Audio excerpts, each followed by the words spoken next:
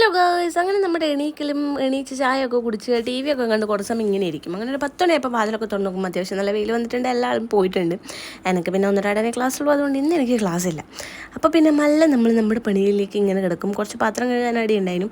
അങ്ങനെ വേഗം ഞാൻ പാത്രം കഴുകാൻ വേണ്ടി പോയി. ഇച്ചുവാണെങ്കിൽ അത് അവിടുന്ന് വണ്ടിയൊക്കെ എടുത്ത് ഓടിച്ച് കളിക്കുന്നുണ്ട്. നമ്മൾ ഇടക്കിടക്കൊന്ന് പോയി നോക്കണം, ഇല്ലെങ്കിൽ അവൻ വല്ല കുടുത്തക്കേട് ഒപ്പിക്കും. കണ്ണ് തെറ്റിയാൽ അവൻ എന്നാ ചെയ്യുന്നത് പറയാൻ പറ്റില്ല. അതുകൊണ്ട് നമ്മൾ ഇടക്കിടക്ക് പോയി നോക്കണം. പിന്നെ ഇതാ എന്നെ പാത്രം കഴുകുന്നതിനിടക്ക് തന്നെ സഹായിക്കാൻ ഒരു ഹെൽപ്പർ ഉണ്ട് എനിക്ക്. കണ്ടോളൂ, കണ്ട എൻ്റെ ഇച്ചു തന്നെയാണ്. ഇച്ചുവിന് ഇങ്ങനെ പാത്രം കഴുകിക്കഴിഞ്ഞ് ഓൻ്റെ കൈ കൊടുത്തു കഴിഞ്ഞാൽ ഓൻ അങ്ങനെ എടുത്ത് വെക്കാനൊക്കെ ഭയങ്കര ഇഷ്ടമാണ്. അപ്പം പിന്നെ നമ്മളത് പ്രോത്സാഹിപ്പിക്കണമല്ലോ. അങ്ങനെ ആ പണിയൊക്കെ കഴിഞ്ഞിട്ട് നേരെ നമ്മളെല്ലാം ക്ലീനിങ്ങൊക്കെ കഴിഞ്ഞ് നേരെ അലക്കാൻ പോയിട്ടുണ്ടായിരുന്നു. അങ്ങനെ അലക്കി ഇച്ചുവിനെ ഞാൻ കുളിപ്പിച്ചത് ആ ഉള്ളിലേക്ക് കൊണ്ടുവന്നിട്ടുണ്ട്. കുപ്പ ഇടുക എന്ന് പറയുന്ന ഒരു വലിയ ടാസ്ക് തന്നെയാണ് അവന്. അതിനൊരു അടിയൊക്കെ കൊടുക്കണം.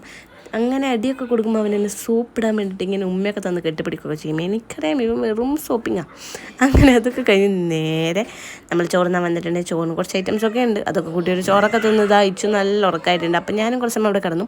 പിന്നെ വൈകുന്നേരം ആയി കഴിഞ്ഞാൽ പിന്നെ നമ്മൾ സ്ഥിരം കലാപരിപാടി തന്നെ പുറത്തിറങ്ങിയിട്ട് കളിക്കുക. അതായത് ചെരുപ്പൊക്കെ ഇട്ട് കൊടുത്ത് അവൻ പുറത്തിറങ്ങി വണ്ടിയൊക്കെ എടുത്ത് ഇങ്ങനെ ഓടിച്ച് കളിക്കുന്നുണ്ട്. ഞാൻ വേഗം ഒരു കൊക്ക എടുത്ത് കുറച്ച് പേരക്കൊക്കെ പറിച്ചു. പേരക്ക ഉണ്ടായിരുന്നു കേട്ടോ. അപ്പം പിന്നെ ഞാൻ ഇച്ചും കൂടി ഒരു പേരക്ക തിന്നാന്ന് വെച്ച് ഞാൻ കറ്റൊക്കെ എടുത്ത് മുറിച്ച് കൊടുത്തു. ഒരു കാര്യമില്ല, അവനാകെ ഒരു വട്ടം കടിച്ചിട്ട് പിന്നെ ചാടുകയുള്ളൂ. ബാക്കിയൊക്കെ ഞാൻ തന്നെ തിന്നു. കാരണം പേരക്കൊക്കെ എന്താ വില, അപ്പം പിന്നെ നമ്മൾ വെറുതെ കളയാൻ പാടുണ്ടോ. അങ്ങനെ പേരക്കൊക്കെ തിന്ന് ഇങ്ങനെ വർത്താനം പറഞ്ഞിരിക്കുമ്പോഴാണ് ദൈച്ചുവിൻ്റെ ഫ്രണ്ട് വന്നിട്ടുള്ളത്. തൊലി വന്നിട്ടുണ്ടായിരുന്നു കേട്ടോ. അപ്പുറത്തുള്ള ഉണ്ണിയാണ്, അപ്പുറത്തെ വീട്ടിൽ. അപ്പോൾ ഇവർ രണ്ടാളും കൂടി പേരക്കൊക്കെ തിന്ന് പിന്നെ ഇവർ രണ്ടാളും കളിയൊക്കെ. അതൊക്കെ കഴിഞ്ഞ് കുളിയൊക്കെ കഴിഞ്ഞിട്ട് വേഗം വന്ന് നമ്മളൊരു അവിൽ കഴിച്ചതും ചായയും കുടിച്ചു. അപ്പോഴേക്ക് ചന്തു അമ്മയൊക്കെ എത്തിയിട്ടുണ്ട്. അപ്പോൾ അത്രയുള്ളൂ. Bye bye, see U.